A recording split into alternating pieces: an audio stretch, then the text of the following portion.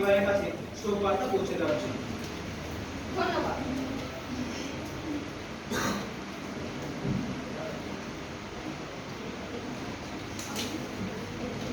মাননীয় বিধায়ক, সবার কার্যসূচি অনুযায়ী এখন প্রশ্ন উত্তর পর্ব। আপনাদের জমা দেওয়া প্রশ্নগুলির মধ্যে থেকে অধিক গুরুত্বপূর্ণ ও জরুরিকালীন প্রশ্নগুলি সবাই উত্থাপন ও আলোচনার জন্য বেছে নেওয়া হল। প্রথমে মাননীয় সুদীপ সরকার, প্রশ্ন সংখ্যা 42, গ্রাম উন্নয়ন দপ্তর। মাননীয় অধ্যক্ষ মহোদয়, আপনাকে ধন্যবাদ। গ্রাম উন্নয়ন দপ্তরের ভারপ্রাপ্ত মন্ত্রী মহোদয়, অনুগ্রহপূর্বক জানাবেন কি প্রথমত এ রাজ্যে প্রধানমন্ত্রী আবাস যোজনায় গরিব মানুষের জন্য গৃহ নির্মাণের কাজ কি বন্ধ আছে? দ্বিতীয়ত, আর যদি এই প্রকল্পের কাজ চালু থাকে তবে আমার দক্ষিণ 24 পরগনা জেলার গত 10 জুলাই প্রকাশিত রিপোর্ট অনুযায়ী এখনো কেন 18,699টি বাড়ি নির্মাণের কাজ সম্পূর্ণ হয়নি? ধন্যবাদ। গ্রাম উন্নয়ন দপ্তরের ভারপ্রাপ্ত মন্ত্রী মহোদয়। ধন্যবাদ মাননীয় অধ্যক্ষ মহোদয়।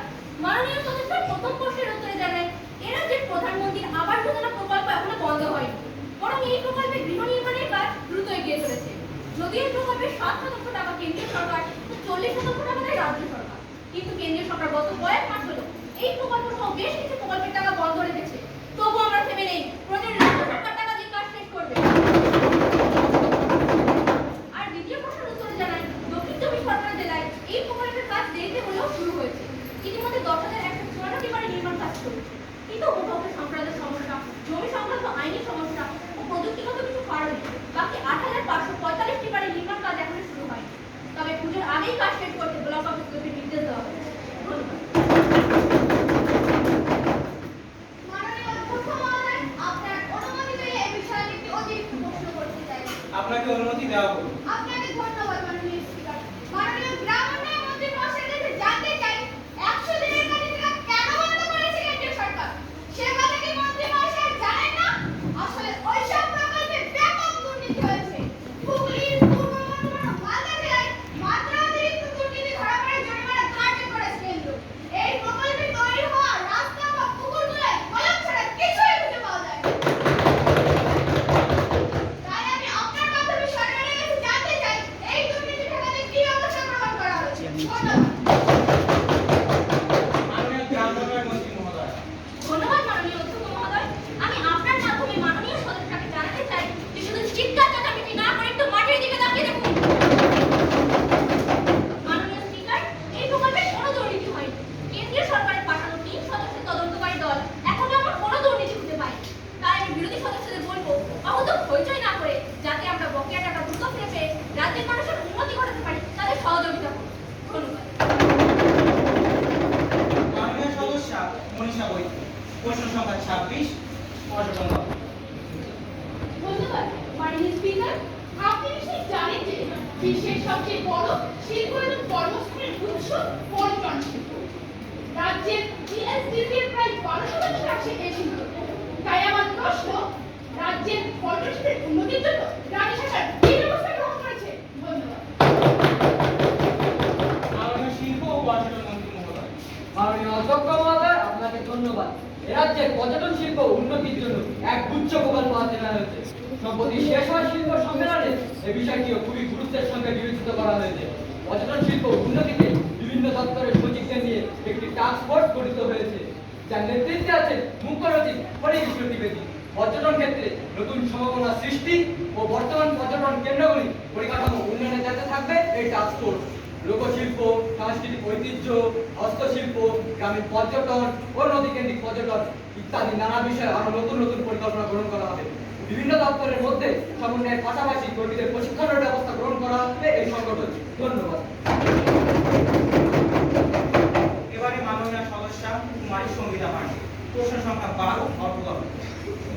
ধন্যবাদ মাননীয় অধ্যক্ষ মহোদয়। অর্থ দপ্তরের ভারপ্রাপ্ত মন্ত্রী মহোদয়, অনুগ্রহ করে জানাবেন কি 1. 2022-23 অর্থ বছরে এ রাজ্যের প্রতিশ্রুতি কত দাঁড়িয়েছে? 2. কিছুদিন আগে রিপোর্ট প্রকাশিত হয়েছে এ রাজ্য বিশ্বব্যাংক থেকে আরো 1,000 কোটি টাকা ঋণ নিতে চলেছে। এ কথা কি সঠিক? আর যদি সঠিক হয় তবে আমার প্রশ্ন, কেন এত বৈদেশিক ঋণ নেওয়া হচ্ছে? ধন্যবাদ। অর্থ দপ্তরের ভারপ্রাপ্ত মন্ত্রী মহোদয়। ধন্যবাদ মাননীয় স্পিকার। এ রাজ্যে 2022-23 অর্থবর্ষে বৈদেশিক ঋণের পরিমাণ 5,86,438 কোটি টাকা। আর দ্বিতীয় প্রশ্নের উত্তরে জানাই, এবছর আমরা আরো 1,000 কোটি টাকা ঋণ নিতে চলেছি বিশ্ব ব্যাংক থেকে। গত বছরের আবেদনের ভিত্তিতে বিশ্ব ব্যাংক এই অর্থ ঋণ শুরু বরাদ্দ করেছে। মাননীয় স্পিকার, আপনি জানেন গত 2 বছর করোনা মহামারীর কারণে রাজ্যের আয় কমে গেছে, কিন্তু ব্যয় বেড়েছে অনেক। তাছাড়া এ রাজ্যের উন্নয়নের জন্য প্রায় 400টি জনকল্যাণমূলক প্রকল্প চলছে, যার জন্য বিপুল অর্থ প্রয়োজন। তাই এই ঋণ নেওয়া। ধন্যবাদ। মাননীয় অধ্যক্ষ মহোদয়, আপনার অনুমতি পেলে আমি এই বিষয়টি অতিরিক্ত প্রশ্ন করতে চাই। আপনাকে অনুমতি দেওয়া হলো। ধন্যবাদ মাননীয় স্পিকার। মাননীয় মন্ত্রী মহাশয়ের উত্তর শুনে মনে হচ্ছে এরা যে ক্ষয় বাংলার প্রকল্প চলছে। মাননীয় অধ্যক্ষ মহোদয়, উন্নয়নমূলক প্রকল্পের নামে দান খয়রাতি করতে গিয়ে রাজ্যের মানুষ প্রতিদিন ঋণের দেবে জড়িয়ে আসছে। 10 বছর আগেও এই ঋণের পরিমাণ ছিল মাত্র 1,873 কোটি টাকা। অর্থাৎ 10 বছরে এই সরকার ঋণ বাড়িয়েছে 4,000 কোটি টাকারও বেশি। এরকম চলতে থাকলে আগামী 3-4 বছরের মধ্যে এ রাজ্যেও লঙ্কাকাণ্ড হবে মাননীয় স্পিকার। শুধু তাই নয়, 2021-22 অর্থ বছরে গোটা ভারতবর্ষের রাজ্যগুলির ঋণ, যেখানে তাদের জিএসডিপি এর 31%, আর সেখানে এই রাজ্যে 38%। তাই কেন্দ্রীয় সরকার ও ভারতীয় রিজার্ভ ব্যাংক বারবার যেখানে রাজ্যকে সতর্ক করেছে, সেখানে ঋণ কমানো তো দোস্ত, বড় বড় 1,000 কোটি টাকা ঋণ নিয়ে চলেছে এই সরকার। আমার প্রশ্ন, কবে বন্ধ হবে এই ঋণ নেওয়ার অভ্যাস? ধন্যবাদ। মাননীয় অর্থমন্ত্রী মহোদয়। ধন্যবাদ মাননীয় অধ্যক্ষ মহোদয়। অর্থনীতির বিষয়টা এত সহজে হিসেব করলে ভুল হবে। শুধু ঋণের পরিমাণ দিয়ে অর্থনৈতিক দুরবস্থা কখনোই পরিমাপ করা হয় না। যদি পরিমাপ করা হয় ঋণের সাথে সেই রাজ্যের জিএসডিপি এর অনুপাত বিচার করে। সময়ের সাথে সাথে রাজ্যের দ্রুত উন্নয়ন ঘটাতে ঋণের পরিমাণ বেড়েছে ঠিকই, পাশাপাশি 2020-21 অর্থবর্ষে রাজ্যের জিএসডিপি বেড়ে হয়েছে 319% এবং রাজস্ব আদায় বেড়েছে 438%। পাশাপাশি গত 10 বছরে আমরা বৈদেশিক ঋণের সুদের পরিমাণ 29% থেকে কমিয়ে 22% আনতে সক্ষম হয়েছি মাননীয় স্পিকার। তাই চারদিকে যে গেল গেল রব উঠেছে তা সম্পূর্ণরূপে ভিত্তিহীন। আবার ঋণ নেওয়ার দিক থেকে পাঞ্জাব, রাজস্থান, বিহার, অন্ধ্রপ্রদেশ ও কেরল আমাদের উপরে। তাই আমি সবাইকে জানাতে চাই আমরা যথেষ্ট ভালো জায়গায় আছি। তাই লঙ্কা কাণ্ড কেন, অযোধ্যা কাণ্ডের কোনো সম্ভাবনা নেই মাননীয় স্পিকার। এবারে মাননীয় বিরোধী দলনেতা শ্রী প্রীতম বালা মহাশয়। প্রশ্ন সংখ্যা 8, স্বাস্থ্য দপ্তর। ধন্যবাদ মাননীয় অধ্যক্ষ মহোদয়। এটা আমার প্রশ্ন নয়, এটা গোটা রাজ্যবাসীর প্রশ্ন। স্বাস্থ্য দপ্তরের ভারপ্রাপ্ত মন্ত্রী মহোদয় অনুগ্রহ করে জানাবেন কি, কেন কিছু সরকারি ও বেসরকারি হাসপাতালে এ রাজ্যের মানুষ স্বাস্থ্যসাথী কার্ডের সুবিধা পাচ্ছেন না, নাকি তারা নিজেরাই এই সুবিধা বন্ধ করে রেখেছে? ধন্যবাদ। মাননীয় স্বাস্থ্যমন্ত্রী মহোদয়। ধন্যবাদ মাননীয় স্পিকার। এ রাজ্যে প্রায় সমস্ত হাসপাতালে স্বাস্থ্যসাথী কার্ডের সুবিধা কার্যকর আছে। শুধুমাত্র 2-1টি হাসপাতালে এই পরিষেবা বন্ধ করা হয়েছে, কারণ সেখানে হিসাবে করেনি অথবা অসৎভাবে টাকা তোলার খবর পাওয়া গেছে। সেসব জায়গায় তদন্ত করে সমস্যার সমাধান ও অতি দ্রুত প্রকল্পটি পুনরায় চালু করার ব্যবস্থা করা হবে। স্বাস্থ্যসাথী পরিষেবা ছিল, আছে, থাকবে। মাননীয় স্পিকার, আপনার অনুমতি পেলে আমি এই বিষয়টি অতিরিক্ত প্রশ্ন করতে চাই। আপনাকে অনুমতি দেওয়া হলো। ধন্যবাদ। শাক দিয়ে মাথাটা যায় না মাননীয় স্পিকার। 2-1টি নয়, রাজ্যের অধিকাংশ হাসপাতালে এখন এই পরিষেবা বন্ধ। দুর্নীতি বা হিসাবের গর্তে অজুহাত মাত্র। আসলে রাজ্য সরকারের ফান্ডে টাকা ফুরিয়েছে। আমার এলাকাধীন বন্ধ হাসপাতালেও এই একই পরিস্থিতি। এই প্রকল্পের আওতায় হাসপাতালে প্রায় 1 কোটি টাকা বাকি হয়েছে। স্বাস্থ্য দপ্তরের দায়িত্বরা জানিয়েছে এই টাকা না পাওয়া পর্যন্ত তারা সমস্ত রকম পরিষেবা বন্ধ রাখবে। তাই আমার প্রশ্ন, এই টাকা কবে পাওয়া যাবে মাননীয় স্পিকার? মাননীয় স্বাস্থ্যমন্ত্রী মহোদয়। আপনাকে ধন্যবাদ। ধাক্কাধাক্কির কিছু নেই মাননীয় স্পিকার। সকলেই জানে এই প্রকল্পে সরকারের বছরে 13,000 কোটি টাকা খরচ হয়। মানুষের স্বার্থে যা আমরা খরচ করতে বদ্ধপরিকর। তবে অপ্রয়োজনীয় খরচ কমাতে মুখ্য সচিব ও অন্যান্য সচিবদের নিয়ে আলোচনা করেছি। আর বনগাঁ হাসপাতালের ব্যাপারে আমি আগেই চিঠি পেয়েছি। বিষয়টি খতিয়ে দেখা হচ্ছে। অতি দ্রুত সমস্যার সমাধান হবে। ধন্যবাদ। মাননীয় সদস্যবৃন্দ, সবার কার্যসূচিতে এবারে দৃষ্টি আকর্ষণ করা। এই পর্বে আলোচনার জন্য আমি আপনাদের কাছ থেকে 3টি নোটিশ পেয়েছি। সেগুলি হলো 1, শ্রী সুদীপ সরকার প্রস্তাবিত শিক্ষক শিক্ষিকাদের প্রাইভেট টিউশন বন্ধ করার বিষয় জেলায় জেলায় দ্রুত আন্দোলন। 2, মাননীয় শ্রী বিতম্বলা প্রস্তাবিত গঙ্গা সীমান্তে বিদেশি অনুপ্রবেশ। 3, শ্রীমতী সঙ্গীতা পাণ্ডের প্রস্তাবিত দেউচা পাচামির পুনর্বাসন ও পরিবেশগত সমস্যা। এদের মধ্যে থেকে কুমারী সঙ্গীতা পাণ্ডের প্রস্তাবিত দেউচা পাচামিতে পুনর্বাসন ও পরিবেশগত সমস্যা সংক্রান্ত বিষয়টি উত্থাপন করতে বেছে নেওয়া হলো। আমি কুমারী সঙ্গীতা পাণ্ডে মহাশয়কে তার প্রস্তাবটি বিষয় সবার দৃষ্টি আকর্ষণ করতে অনুরোধ করছি। ধন্যবাদ মাননীয় অধ্যক্ষ মহোদয়। পশ্চিমবঙ্গের বীরভূম জেলার মোহাম্মদবাজার ব্লকের দেওজানা জমি নামটার সঙ্গে আজ সবাই পরিচিত। এখানে নাকি এশিয়ার দ্বিতীয় বৃহত্তম কয়লা খনি গড়ে উঠবে। তাই রাজ্য সরকার যেভাবেই হোক জমি অধিগ্রহণ করে ইতিমধ্যে প্রথম পর্যায়ের খনন শুরুও করেছেন। কিন্তু সেখানকার পরিস্থিতি এখনো অগ্নিগর্ভ। অনিচ্ছুক জনজাতীয় অধিবাসীরা ক্ষোভে ফুঁসছে, কারণ তাদের ভয় দেখিয়ে জমি দিতে বাধ্য করা হয়েছে। আবার কিছু মানুষ সেখানকার পরিবেশের বহুল ক্ষতি হবার আশঙ্কা করছে। তাই এই বিষয়টি নিয়ে সরকার আরো গভীরভাবে দৃষ্টিপাত না করলে আরো বড় সমস্যার আশঙ্কা আছে। তাই আমি এই বিষয়ে মাননীয় মুখ্যমন্ত্রীকে সবার দৃষ্টি আকর্ষণ করার অনুরোধ জানাচ্ছি। মাননীয় মুখ্যমন্ত্রী মহোদয়, মাননীয় অধ্যক্ষ মহোদয়, আপনাকে ধন্যবাদ। এই বিষয়ে আমি আজই উত্তর দিতে চাই। মাননীয় সদস্যা ঠিকই বলেছেন, দেওচা পাচামি ভারতবর্ষের সর্ববৃহৎ কয়লা খনি হতে চলেছে। এখান থেকে প্রতি বছর প্রায় 1 লক্ষ মানুষের কর্মসংস্থান হবে। তাই রাজ্য সরকার এমন একটা প্রকল্প রূপায়ণে বদ্ধপরিকর। কিন্তু ওকে ভয় দেখিয়ে বা জোর করে জমি কেনা হবে না। তাদের জন্য সরকার 10,000 টাকা প্যাকেজ, দ্বিগুণ জমির মূল্য ও প্রতি পরিবার অন্তত 1 ধরনের চাকরির ব্যবস্থা করেছে। এরপরেও যারা বিমুখ হয়েছেন তাদের সঙ্গে দ্রুত আলোচনা করে সমস্যার সমাধান করা হবে। আমি সবাইকে আহ্বান করবো, আসুন এত বড় উন্নয়নে সকলের সাথে হয়।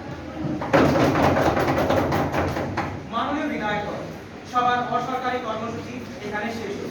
সরকারি কর্মসূচি যাওয়ার পূর্বে জিরো আওয়ারের এই পর্বে আপনারা যে কোনো অত্যন্ত জরুরি বিষয় চর্চার জন্য উত্থাপন করতে পারেন। माननीय अध्यक्ष महोदय, आपकी अनुमति हो तो आज इस सुबह की एक अत्यंत जरूरी विषय के ऊपर चर्चा करना चाहूँ। आपको अनुमति दी जाती है। धन्यवाद माननीय स्पीकर। आप सभी जानते ही होंगे, हर साल इस राज्य से हजार लोग पवित्र अमरनाथ यात्रा के लिए कश्मीर जाते हैं। लेकिन आज ही सुबह मैंने अपने मित्र से फोन में बातचीत करते समय पता लगाया कि कश्मीर में भारी बारिश के कारण तूफान तथा पानी के ज्यादा बढ़ने के कारण ज्यादातर लोग डूबने की वजह से मारे गए तथा आधी निखोज है। कृपया करके मैं पर्यटन मंत्री से निवेदन करती हूँ कि वह उन लोगों को ढूंढने में सहायता पूर्वक मदद करे तथा उन लोगों को घर भेजने में सहायता दिखाए। धन्यवाद। মাননীয় পর্যটন মন্ত্রী মহোদয়, ধন্যবাদ মাননীয় অধ্যক্ষ মহোদয়। আমি মাননীয় সদস্যকে ধন্যবাদ জানাই এমন একটি অতি গুরুত্বপূর্ণ বিষয় সবার গোচরে আনার জন্য। আমি দ্রুত কেন্দ্রীয় পর্যটন মন্ত্রী মহোদয়ের সাথে যোগাযোগ করার চেষ্টা করছি।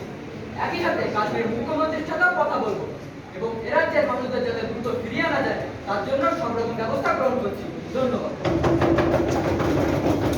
মাননীয় সদস্যবৃন্দ, সবার সরকারি কার্যাবলী শুরু হবে বিল উত্থাপনের মধ্যে দিয়ে। গত 12 জুলাই 2022 তারিখে প্রদত্ত নোটিশের ভিত্তিতে মাননীয় শিক্ষামন্ত্রী মহাশয়কে অনুরোধ করছি শিক্ষা সম্প্রসারণ বিল 2022 সভায় আলোচনার জন্য উত্থাপনের অনুমতি প্রার্থনা করছি। ধন্যবাদ মাননীয় অধ্যক্ষ মহোদয়।